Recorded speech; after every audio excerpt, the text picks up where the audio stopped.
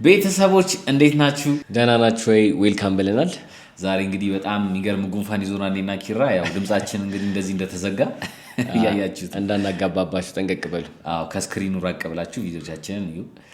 አዎ ቤተሰቦቻችን እንግዲህ በባለፈው የጠየቅነው ጥያቄ ነበረ። እንግዲህ በሚገርም ሁኔታ ሽልማት የሸለሙልን ሰዎች አሉ። ዛሬ እንግዲህ የጥያቄያችንን መልስ የመለሰልንን አንድ ተመልካቻችንን እንሸልማለን ማለት ነው። እሱም ማን ይባላል? ኢትዮ አገር የሚባል ዩዘር ደረጀ ኃይሌ፣ ፍቃዱ ከበደና ዘሪሁን አስማማው ብሏል። ሶስቱም ትክክል ነው የመለሰው መልሶች እና በዚህ ቪዲዮ አሸናፊ ይሆናል ማለት ነው።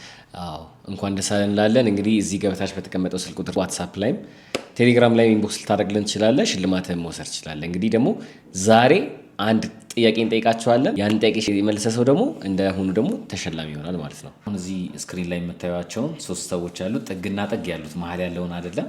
ጥግና ጥግ ያሉት ሁለቱ አርቲስቶች እነማን ናቸው? ይህንን እንግዲህ አሪፍ በሆነ ሁኔታ የመለሰልን ሰው የቀጣይ ሽልማታችንን እንግዲህ የሚሸለም ይሆናል። ዛሬም እንግዲህ እንደተለመደው ቆንጆ ቪዲዮዎችን ከሶሻል ሚዲያ ላይ መረጃ ያዘሉም የሚያዝናኑ ቪዲዮዎችን ይዘንላችሁ መተናል። እንግዲህ እስከ ቪዲዮ መጨረሻ ድረስ ላይክ፣ ሼር፣ ሰብስክራይብ ያደረጋችሁ አብራችሁ ቆዩን። እንግዲህ ወደ መጀመሪያው ቪዲዮ እንገባለን። የቱ ያ ዋናው ላቭ ነው ማን እኔ ምረጡኝ ማን ሁሉ ጊዜ ፋን ማን ዋታጓን ጸጉር ቤት ይዘጋል በቆሎ ጥራጥሬ ሁሉ ቬጋን ይሆናል ሳሚጎ ጊልዶ ሪሚክስ ይሰራል ዋናው ላቭ ነው ማን ፈርጉ ማስታወቂያ አስፈልጉ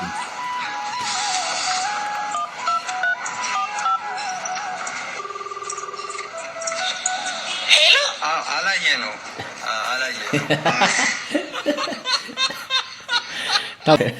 ታማኝነቱ በጣም የሚገርም ነው።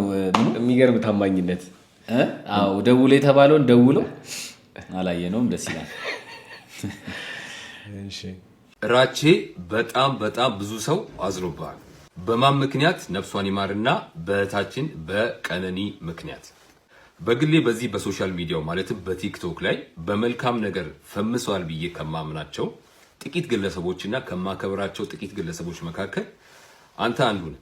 ይህንን አስቀድሜ መናገር ፈልጋለሁ።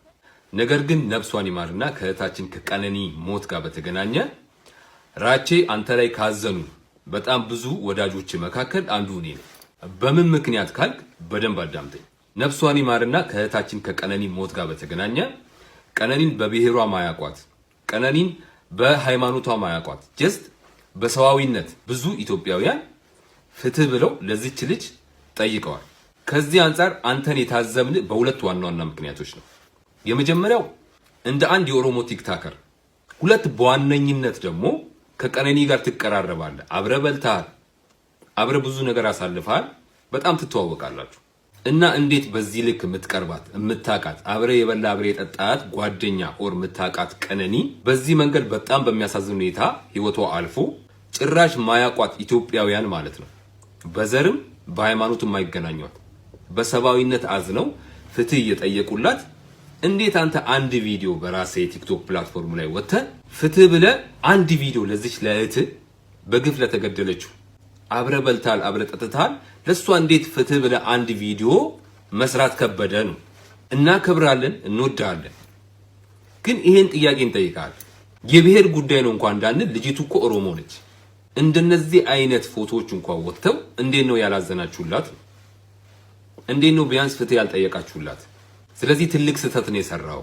ዝም አትበል፣ ውጣና ለእህት ቢያንስ እኮ ፍትህ እንኳን ለማለት ብትፈራ የተሰማን ሀዘን ግለጽላት። አብረ በልታል አብረ ጠጥታል አያምጣውና በተቃራኒ ቢሆን ኖሮ አንተ በሷ ቦታ እሷ ባንተ ቦታ ብትሆኑ እንድች ብለ እንዳትጠራጠር እቺ ልጅ ላንተ ወጣ ድምጽ እንደምትጮህልህ ማለት ነው። ስለዚህ እዚህ ጋር ሳምበዲ ይቀየመኛል አይቀየመኝም ሳይሆን እዚህ ጋር ወጣት የሆነች ተስፋ ያላት ለዛውም ከሞተች በኋላ የወጡ አንዳንድ ፎቶዎችን ስንመለከት በዚህ ልክ ተሰቃይታ የሞተች አንድ ምስኪን ነፍሳለች። ፈጣሪን አይተ ድምጹ ናት ነው። በጣም ስለማከብር ነው ይሄን ጥያቄ የምጠይቀ። ወተ ለዚች ለምስኪኗ እህት ፍትህ ጠይቅ።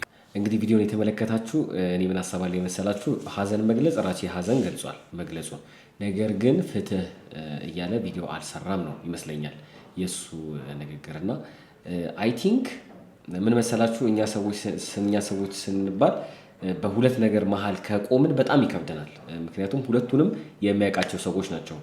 ከአንዱ ዓለም ጋር ማይቻለው ከቀነኔ ጋር ማይቻለው ቀነኔ እንዲያውም የእንትናን የራሴን ቪዲዮዎች ሪፖስት አደረግለታለች ብዙ ጊዜ እና በጣም የሚከብድ ቦታ ላይ ይቆማ ይመስለኛል ራቼ እና ሁለት የምትወዷቸው ጓደኞቻችሁ አሉ በእነሱ መሃል መቆም ምን ያህል ከባድ ነገር እንደሆነ እንግዲህ እንደራቼ በዚህ ጊዜ ያሳለፈ ሰው ያለ ብዬ አላስብም። በግራ በመጋባት ውስጥ ነው ያለው። ስለዚህ እንደዚህ አይነት ቪዲዮ ከራቼ ኤክስፔክት ማድረግ እኔ እንጃ ልክ ነው ብዬ አላስብም። ፍትህ ማለቱን ሳይሆን ለሷ ሀዘን ቪዲዮ መስራቱ አንተም ብያለሁ። ልክ ነው። ምንም ፎርስ መደረግ የለበትም። ሁሉም ሀዘኑን ገልጿል። ያልገለጸም አለ የገለጸም አለ። ስለዚህ በዛ ወይ ቢወሰድ ጥሩ ይመስለኛል። ኔክስት ባል ለሚስቱ የሰጣት ሁለት ስጦታ እጅግ በጣም አነጋጋሪ ሆኗል። ለወትሮ እነዚህ ፍቅረኛ ማቾች በትዳር ተጣምረው ልጅም ወልደው ነበር። ባል ግን ልጁን ሲመለከት አንድ ጥርጣሬ ወደ ጭንቅላቱ ይመጣል። ታዲያ ይህንን ነገር እውነት ማድረግ ነበረበትና ዲኤንኤ ቴስት ያደርጋል። ዲኤንኤ ቴስት ሲያደርግ ደግሞ 0% የአባትነት ምንም አይነት ቅንጣት እንኳን በልጁ ላይ አላገኘበትም። ታዲያ በክሪስማስ ማታ ላይ ነበር ሁለት ስጦታዎችን ወደ እሷ ይዞ የመጣው። እሷም በደስታ ስጦታዎቹን መክፈት ትጀምራለች። የመጀመሪያው ስጦታ ልጇ በምንም አይነት ሁኔታ ከእጮኛዋ ወይም ከባሏ እንደማይወለድ የሚያረጋግጥ ነበር። በድንጋጤ እሱን አንብባ ስጨርስ ሁለተኛውን ደግሞ ተመልከቹ ይላታል። ሁለተኛው የፍቺ ወረቀት ነው። ታዲያ ይህ ባል በደስታ በአሸናፊነት መንፈስ ይህንም ይላታል። እስከዛሬ ስዋች ነበር፣ እስከዛሬ ሁሉን ነገር ሰጥቼሽ ነበር፣ አንቺ ግን ምላሽ ነው። ስለዚህም ፍርድ ቤት እንገናኝ ምላሹ ይሆናል። ዓለምም ይህንን ነገር እየተነጋገረበት ይገኛል። እናንተስ ምን ትላላችሁ? ኮመንት ላይ መከተባችሁን እንዳረሱ ሐሳቦቻችሁን አስተዋውቁኝ። በጣም ያሳዝናል። ባለፈው ቪዲዮ እንትን ያለው ነገር ነው ያመጣነው ነገር ነው አሁንም የተደገመው። ግን የሱ በጊዜ ሆነ። የባለፈው ግን በጣም ረጅም ጊዜ 50 ዓመት ነው። አሁን ገና እንደወለዱ ነው እንትን ያለው ያረጋግጠውና ብቻ አባትነት እምነት ነው፣ እናትነት እውነት ነው። ስለዚህ ግን ድሮ ወንዶች ነበር አስቸጋሪዎች የምንባለው። አሁን ግን ሴቶችም ትንሽ ግን ያው ወንድ ልጅ ሳያውቀው ባይዘው ብዙ ሰው ሊኖር ይችላል ልጁ ያልሆነ ሰው ያሳደገ ያለ በጣም ከባድ ነገር ነው እንደዚህ አይነት ነገር። እስቲ ኔክስት እሺ ከቀበሌ ታፍሰህ ወታደር ስትሆን ይላል። እየተከበብን ነው። ተኩስ አልተኩስም። ኧረ ተኩስ አይሆንም። አልተኩስ ምንድን ነው የማትተኩሰው? እሺ ለሻይ ለውጣ ነው። ወይኔ አመል አይለቅም። ወይ አመል አይለቅም ማለት ልክ እኮ ነው። ስማ እንዴ ይሄ ነገር ግን ባለፈው ቪዲዮ ድም ሪአክት አድርገንበታል። ልክ እንደዚህ አይነት ነገር ቢሮአቸው ቡና ሊያፈላ እየሄደ ወጥተዋል ቡና ይሉኛል። እስኪ ጉዳቸውን ሊያው ዛሬ እዛው ላፍላላቸው ብሎ ቡናውን ይዞት ሄደ እስከነገር አከቡቱ ማለት በጣም ተመችቶኛል።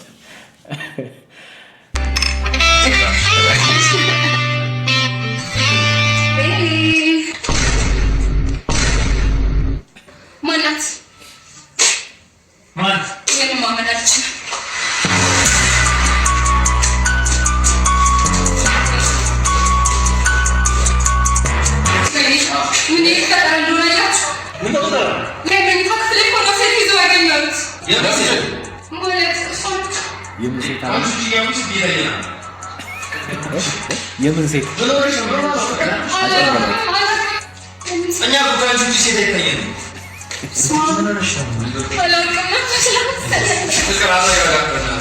መንፈስ ነው መሰለኝ። ይቅርታ ልጅ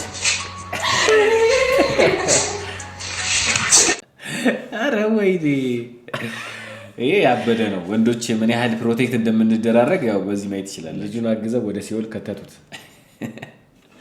በጣም ተመችቶኛል። እንግዲህ ይሄኛው ቪዲዮ ደግሞ ሳምሶን ታደሰ ቤቢ እና ባለቤቱ ያው እየተወራባቸው ያለ ነገር አለ። እስኪ ስለሱም አንድ ነገር እንስማ። አንተ እናገራለን አንፈድም። ሳምሶን ቤቢ ማለት ነው። ሚስት አገባሉ። ያቺኛውን ፈቶ የድሮ ሚስቱን የሶስት ልጆቹን እናት ፈቶ አዲስ ሚስት አገባሉ። ለካ አሜሪካ ያስቀመጣት ሚስቱ ነች ለካ።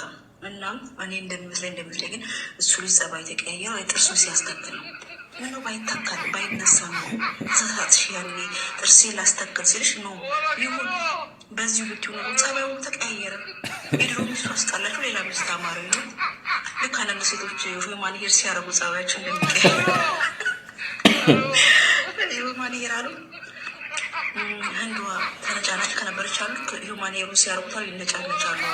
ሚስትየው ህንዷ ጸጉሯ ቺት የምታረግ ከሆነች አሉ እሱ ጸጉር ሲያርጉ ቺት ያምራቸዋል እና ስገዙ የጤነኛ ነው የእብድ ነው ምናምን እያላችሁ እያነጻጸራችሁ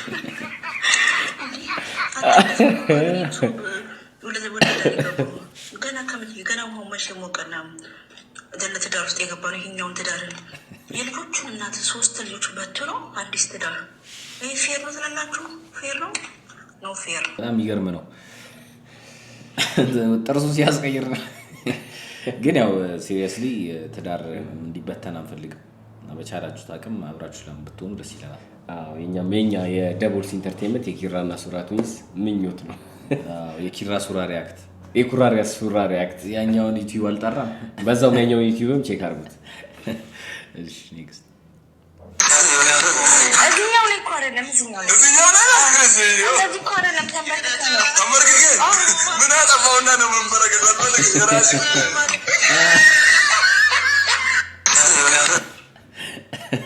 ምን አጠፋውና ነው መንበረከክ ማለት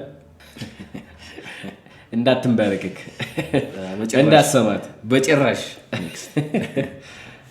ሰበር ዜና፣ አንድ የወላይታ አባት ዛሬ ታሪክ ሰርቷል።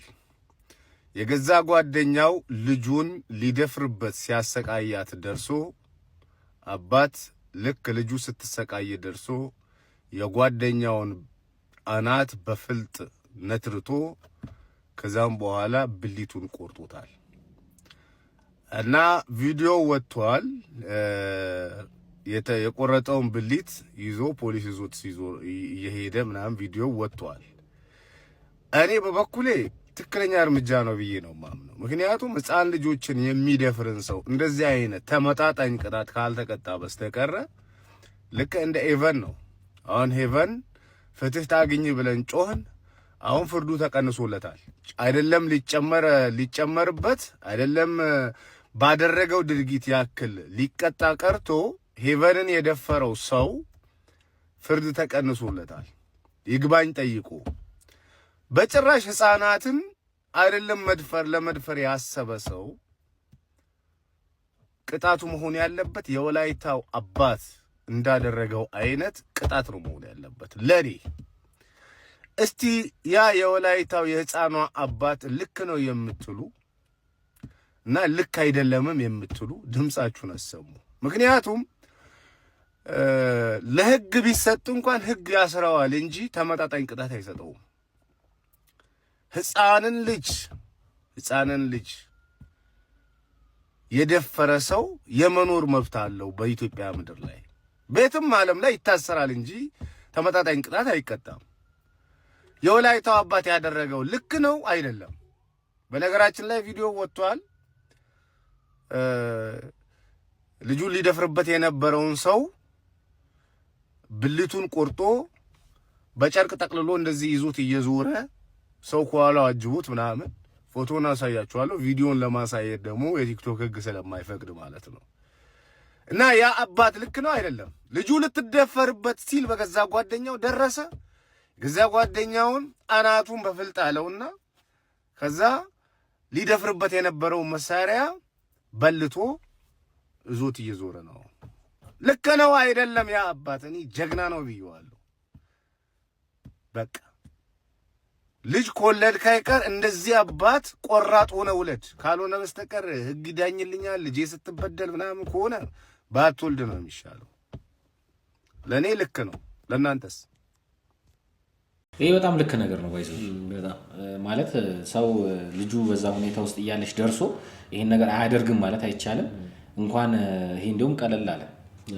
እንዲሁም ይሄ በጣም እስኪ ቤተሰቦች ኮሜንት ላይ ሁላችሁም ይሄ ፍርድ ሰውየው በራሱ በግሉ የሰጠው ፍርድ ትክክል ነው ወይስ አይደለም የሚለውን እስኪ ጻፉልን። ጻፉልን እስቲ ቤተሰቦቻችን።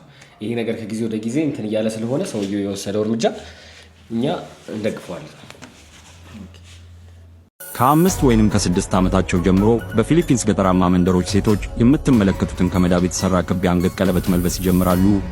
ከዓመት ዓመት የሚያደርጉትና የውበት ምልክት የሆነው ይህ የአንገት ቀለበት የሴቶቹ ዕድሜ በጨመረ ቁጥር የሚያደርጉት ቀለበትም በተመሳሳይ ሁኔታ ይጨምራል። የመጨረሻ ደረጃ የሚባለው የአንገት ቀለበት ብዛት በቁጥር 25 ሲሆን ክብደቱ ደግሞ ከ6 እስከ 10 ኪሎ ግራም ይደርሳል።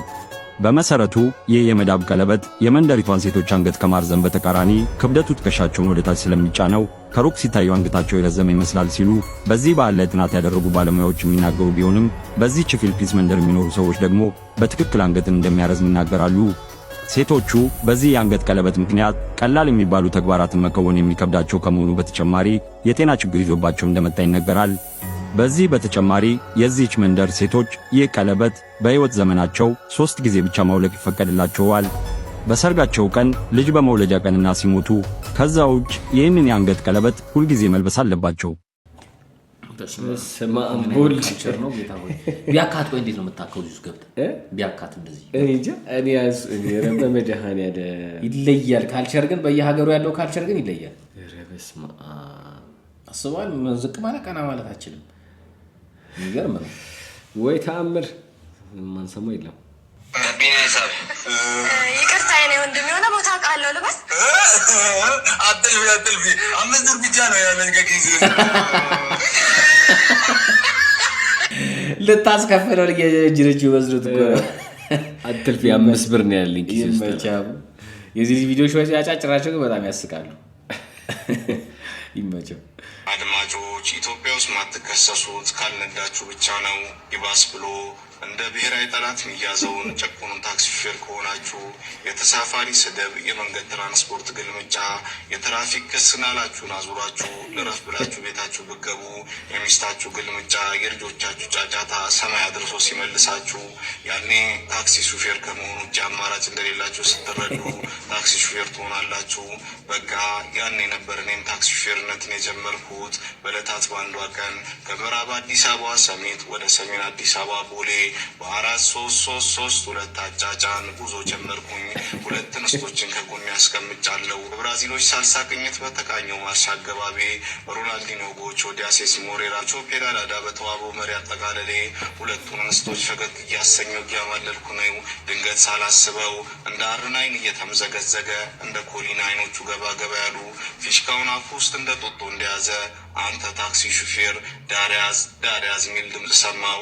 ወይኔ ይፋ ተበላ። ለልጆች ዳቦ መግዣ ያስቀመጥከው ገንዘብ ጨሰ፣ ለባሉኮ ያስቀመጥከው የገቢ ብር ነደደ አልኩት። ትራፊኩ እኔ ጋ ደርሷል፣ መንጃ ፍቃድ አለኝ። አለቃ ምን አጠፋው አልኩት። አሁንም 1000 ብር ሳካን ብትረዳለህ አለኝ። ያኔ አርሰናል የቻምፒዮንስ ሊግ ዋንጫ እንደጠማው፣ ማንቸስተር ዩናይትድም 3 ነጥብ እንደጠማው ሁላ እኔም የገቢ ብርና ለልጆች የዳቦ መግዣ ብር እንደጠረረብኝ ባዶ እጄን እያጨበጨብኩ ቤት የገባው። አሪፍ ነው በጣም ያው ያለውን የታክሲ ላይ እንትን ነው። ቀደም ባይዞ እንትን እያየው ነበር። ጋቢና ወንዶች መግባት አይችሉም የሚል ለጥፉ። አሬ ምርህ ሴት ብቻ ነው እንዴ? ስራውን እየደበረው ነው ስራው። ግን መንግስትም የሆነ ነገር ቢያደርግላቸው ጥሩ ነው። የታክሲ ሹፌሮች የዚህን ያክል ቅጣት ማለት እኮ የቀን ስራቸው እንዳለ ወሰደው ማለት ነው። ቅጣቱ በጣም ከባድ ነው። ባይዞ ወይ ጣጥ ኔክስት ዳናሌ ንግድን ስርዓት ለማስያዝ አዲስ ህግ ወጥቷል። መንገድ ላይ አግኝተን የምንገዛቸው እንዲሁም የምንጠቀማቸውን ነገሮች ከዚህ በኋላ በ5 ፈረቃ የተከፋፈሉ ሲሆን በዛ ሰዓት ነው ልናገኛቸው የምንችለው። አንደኛው ከንጋቱ 11 ሰዓት እስከ ንጋቱ 1 ሰዓት ድረስ የአትክልትና ፍራፍሬ እንዲሁም የአልባሳትና መጫሚያዎች ንግድ እንዲካሄድ ተወስኗል። ሁለተኛ ከ1 ሰዓት እስከ ረፋዱ 3 ሰዓት ድረስ እንደ ብስኩት፣ ሻይ፣ ቡና፣ የታሸገ ውሃና ለስላሳ መጠጦች ያሉና ለቁርስ የሚሆኑ ቀለል ያሉ ምግቦች ንግድ ላይ እንዲካሄድ እንዲሁም ደግሞ የጫማ ጽዳት ወይም ሊስትሮ አገልግሎት በዚህ ሰዓት እንዲካሄድ ተወስኗል።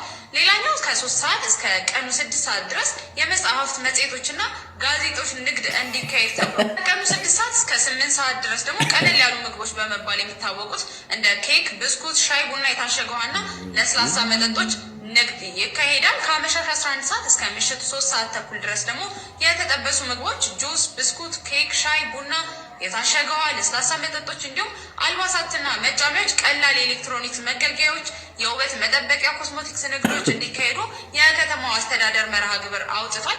ይሄ በጣም የማይሆን ነገር ነው። ባይዘው እንትን ረስተዋል። የምንጎርስበትን ሰዓት ረስተዋል። ምን እንትንስ ከቤት የምንወጣበትን የምንገባበት ሊወስኑልን ነው። ኧረ ይሄ ከባድ ነው። እግዚአብሔር እንዴ እየመረጥ ከሆነ አሁን 6 ሰዓት ነው? 5 ሰዓት ነው። ስለዚህ የቁርስ ሰዓት አልፎብኛል፣ ምሳ ሰዓት ብቻ ነው። እስኪ ያሰበው ፓስቲ እናንተን አታገኝም ማለት ነው። እንደዛ እየተባለ ወይ ጉድ! ብር ባይዘው ኪስ ውስጥ ያለው ብር አይደለም ማለት ነው ምን በለው ነው የሚወስድ። ግን እኔ ማወቅ የምፈልገው ማለት ነው ስለዚህ ነገር በደንብ እስቲ እናጣራ ቤተሰቦች። ለምንድን ነው እንደዚህ አይነት ህግ ያወጡት የሚለው ነገር ግራ ይገብቶኛል። እስኪ ለምን ይመስላችኋል? ኮሜንት ላይ እስቲ ኮሜንት ላይ ስላልገባን ነው። ኢትዮጵያ የአየር ላይ የታክሲ አገልግሎት በመጀመር በአፍሪካ ቀዳሚ ሀገር ልትሆን ነው ተባለ። ቴክኖሎጂ ይሄ ነው ማለት ይሄ ነው። እርግጠኛ ነኝ የአየር ላይ ትራንስፖርቱ ይሄ ነው።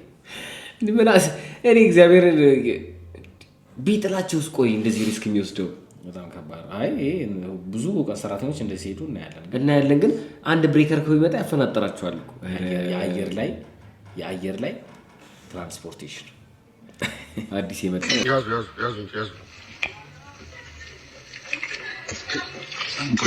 ማለት ወዴት ነው? የት ልትሄድ ነው? ቆይ አይ እንደዚህ አይደለም እንዴ! እንደዚህ ሳይሆን እንደዚህ አድርገው እዚህ ጋር ልንበላ ነው። ቻው ሳትለን እንዲህ ልንልህ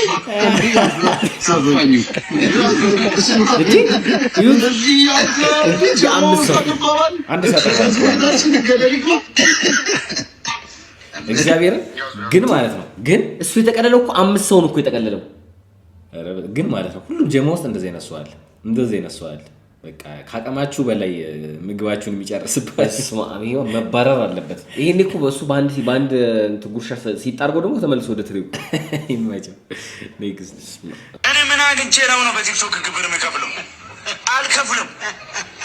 ወንድ ነህ ስናና አስከፍለኝ። መንግስት በአዲሱ መመሪያ መሰረት በቲክቶክ እና በዩቱብ ፊልም፣ ሙዚቃ፣ ፖድካስት፣ የሜትር ታክሲ አገልግሎት እንዲሁም ደግሞ በዝቃም ያስከፍላል። ለቀቁ መጽሐፍቱ ረጌታ ይወዳል። ጭራሽ ዘፈንም ያስከፍላል። ነገሮች አሁን ላይ የምትቀመጡ ሰዎች ብር ልትከፍሉ ነው። አሁን እኔ እባካችሁ እንደው ቲክቶከሮች እኔ አንድ ነገር ብቻ ልነግራችሁ፣ ለእናንተ የምታወሩትን ነገር ቀንሱ፣ ቆጥባችሁ አሁን ስታወሩ ቆጥባችሁ ስለ ገንዘቡ ለተው በመድኃኒዓለም ቆጥቡ፣ የምታወሩት አፋችሁንም ቆጥቡ። እንዴ አሁን ገና እንደነ ከእንቅልፍ ተነስቼ ማለት እኔ ምን አግኝቼ ነው በቲክቶክ ግብር የምከፍለው? አልከፍልም። ወንድ ነህ ስናና አስከፍለኝ። አካውንቱን ሸጣለሁ፣ ከዛ ከቲክቶክ አለመውጣለሁ። ከየት መጥተህ ታስከፍለኛል? ማለት አልከፍልም። አካውንትን ሸጣለሁ። አካውንት መገዛ ሰው ካለ እንዴ አልሸጥም። አልሸጣለሁ። በቃ አልሰራም። እንዴ እኔ ቲክቶክ ከጀመርኩ ወደ 3-4 ዓመት ሆኗል። 100 ሺህ አልከፍልም። ገብርኤልን አካውንት መገዛችሁ ሰው ካላችሁ አካውንት እሸጣለሁ። እኔ እንደውም ከቲክቶክ መንደር ወጥቼ እሄዳለሁ። ይሄ ለእናንተ ነው የምታወሩት። አፋችሁን ቆጥብ። እንደ ባልዲ እየከፈታችሁ ነው። አፋችሁ እንደ ባልዲ ሰፍቶ ነው ይኸው ግብር መክፈል የተመጣው።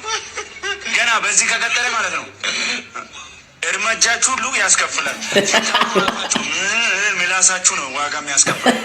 ገና በምላሳችሁ ሁሉ በምታወሩ አፋችሁ የባሰውን ትከፍላላችሁ። አሁን 10 ብር ስታገኝ 5 ብር ትከፍላለህ ግብር። 20 ብር ስታገኝ 10 ብር ትከፍላለህ። እሱ ከየት አንቼ ነው የምከፍለው? እነሱ የሚያገኙት ይክፈሉ እንጂ እኛ ከየት አመትና ግብር ነው ጌታ ነው እንዴ? ቲክቶከር አይደል? ቲክቶከር አይደለም። ስንት ቲክቶከር እያለ እኔ ቲክቶከር አይደለም። ለምንድን ነው እኔ ስንት ኃላፊነት የሚጠብቀኝ ሰው ነኝ። እኔ ምንም ሳልቀምስ እንዴት ነው ለመንግስት ግብር መከፍለው? የበሉት ይክፈሉ። ፖለቲካ አልፈልግም። እንደገና ቲክቶክ በቲክቶክ ግብር እንክፈል። ፖለቲካ አልፈልግም። በቃ ቲክቶከሮች እኮ ምንም የላቸውም። መናጤ ድሃ ናቸው እኮ እንደ እኔ። ዝም ብሎ ፎሎወር ብቻ እኮ ነው የተሸከሙት። እንዴ ወደ 1 ሚሊዮን ምናምን ፎሎወር ስላየ ስማ ግብር ግዴታ ነው ትከፍላለህ። አሁን ግብር ለሀገር ኢትዮጵያ እንድታድግ ግብር ትከፍላለህ። አለቀ። ኢትዮጵያ እንድታድግ ኢትዮጵያ አሁን በቲክቶክ ያገኘው ግብር ነው የምታድገው ነው። እንደዛ ነው ይለፍላቸው። አሪፍ በጀው ሰምታችኋል። ሰሞኑን ያው ግብር ምናምን ይጣላል ዩቲዩበሮች ላይ ምናምን ስለተባለ በዘፈን ላይ ምናምን ለሱ ነው እንግዲህ የልጅ አስተያየት ሰጠውና በጣም ዘና የሚያደርገን አልከፍልም የታግኝቶ ነው የሚያስከፍለኝ ይላል። ይመች በላቸው። ድምጽ ሁነን እስቲ በእናት ሞጣ ቲክቶክ ባይኖር ኡበር ሹፌር ሆኖ ይላል።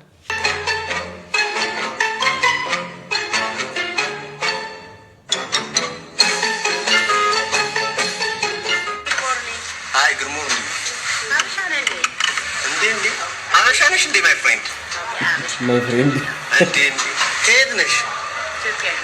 ኢትዮጵያ ነሽ። ዘርሽ ከየት ነው? ነገድሽ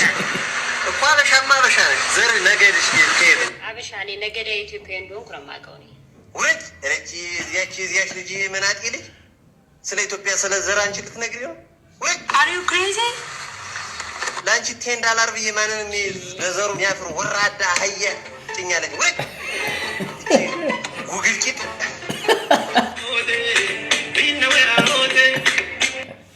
አረ ወይኔ በጆ አይ ሞጣ መቀለጅ ሆኖ ቀረ። ዘረን ካልተናገርክ እኮ ላይ ብሎ ያስገባል። አሁን ምንድነው ህግ ብትጠይቅ ምንድነው ብትለው ዘረ ምንድነው? እኔ እንደ ሰው ተሰድቤ ይወጣል ኢትዮጵያዊ ነኝ ነገዳ ኢትዮጵያዊ ኔክስት። እንግዲህ አሁን የምናየው ደግሞ ምንድነው እንግዲህ ከገጠር የመጡ ሰዎችን ትልቅ ሬስቶራንት ውስጥ ወስደዋቸው እናቶቻችንን ሂሳቡ ሲመጣ የሚደነግጡን አደነጋገጥ ነው የምናየው።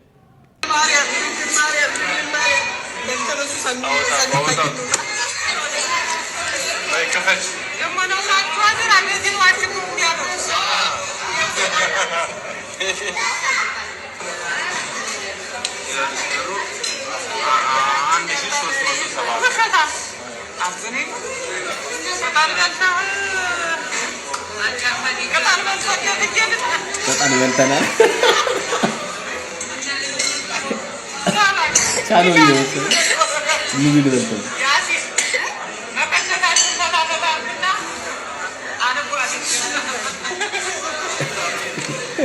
መቀነታችሁ ሰራፈታ መጨረሻ ላይ ያለው ትላንት ቁጥሩ 1370 በዚህ ድንግል ማርያም ለምተነሱ ሰንታችሁ ድንግል ማርያም እብድ ነው። አንድ ጉራሽ ገረመት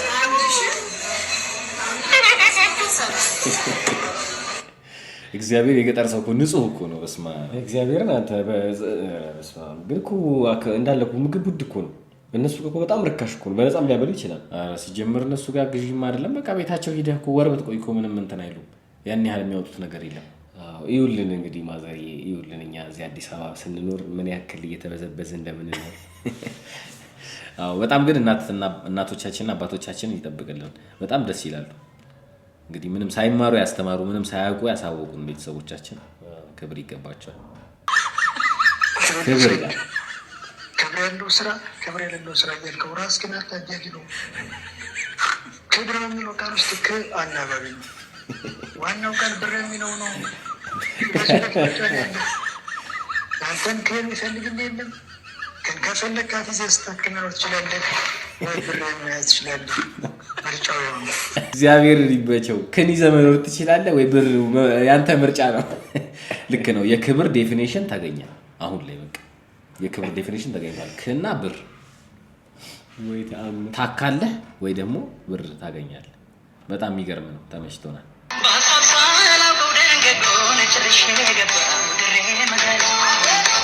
A few moments later. ምኑ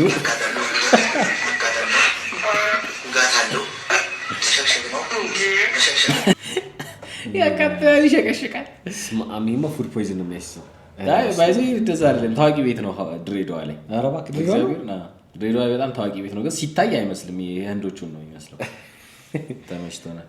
እንግዲህ ቤተሰቦች ዛሬ ዘንላችሁ የመጣነው ቆንጆ ቪዲዮዎች ይሄን ይመስላሉ። እንግዲህ ከቪዲዮ መጀመሪያ የጠየቅናቸውን ጥያቄ የመለሰ ሰው በሚቀጥለው ቪዲዮ ሽልማት ይኖረዋል። የዛሬውን እንግዲህ ቪዲዮዎች እንዳያችኋቸው ናቸው። ሰብስክራይብ እንዳላረጋችሁ ያው ዩቲዩብ እየነገረን ነው። ስለዚህ ሰብስክራይብ አድርጉ። በቀጣይ በሚገራርሙ ቪዲዮዎች እንገናኛለን። ባባይ ቻው። ይመቻችሁ።